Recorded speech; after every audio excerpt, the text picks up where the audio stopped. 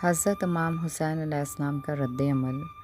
طلحہ بن عدی کے ذریعے جب حضرت امام حسین علیہ السلام کو قیس بن مصر کی شہادت کی خبر ملی تو آپ علیہ السلام نے نمناک آنکھوں سے اس آیت کی تلاوت فرمائی۔ ترجمہ: ان میں کچھ شہادت کو پہنچ گئے ہیں اور کچھ ان میں سے اس کے منتظر ہیں، اور وہ کسی صورت میں اپنے عقیدے کو تبدیل کرنے والے نہیں ہیں۔ اور فرمایا: باری الہ ہمارے اور ان کے لیے بہشت قرار دے، نیز ہمارے اور ان کے درمیان رحمت قرار دے اور ثواب مرحمت فرما۔ بعض نے کہا ہے کہ مجمع بن عبداللہ عائدی نے شہادت قیس بن مصر کی خبر پہنچائی۔ طلحہ بن عدی تائی، حیات تا 60 ہجری۔ امیر المومنین حضرت علی ابن ابی طالب علیہ السلام اور حضرت امام حسین علیہ السلام کے اصحاب اور شیعہ شاعروں میں سے ہیں۔ آپ کا تعلق طے نامی قبیلے سے ہے۔ شیخ طوسی نے انہیں امیر المومنین حضرت علی ابن ابی طالب علیہ السلام اور حضرت امام حسین علیہ السلام کے اصحاب میں شمار کیا ہے۔ جنگ جمل کے بعد امیر المومنین حضرت علی ابن ابی طالب علیہ السلام نے ان کے حوالے ایک نامہ کیا جو انہوں نے معاویہ بن ابی سفیان تک پہنچایا۔ جب معاویہ کے پاس پہنچے تو آپ نے کہا: السلام علیکہ یا الملک، اے بادشاہ تم پر سلام ہو۔ معاویہ نے کہا: مجھے امیر المومنین کہہ کر کیوں خطاب نہیں کیا؟ جواب میں کہا: مومنین تو ہم ہیں، تجھے کس نے امارت دی ہے کہ میں تجھے امیر المومنین کہوں؟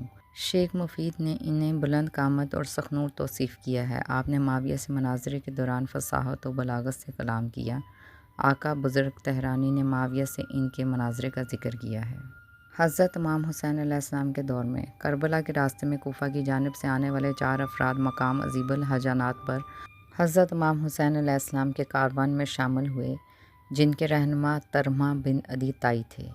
جب حر بن یزید نے انہیں گرفتار کرنا چاہا تو حضرت امام حسین علیہ السلام نے انہیں اپنا ساتھی کہہ کر ان کی محافظت کی۔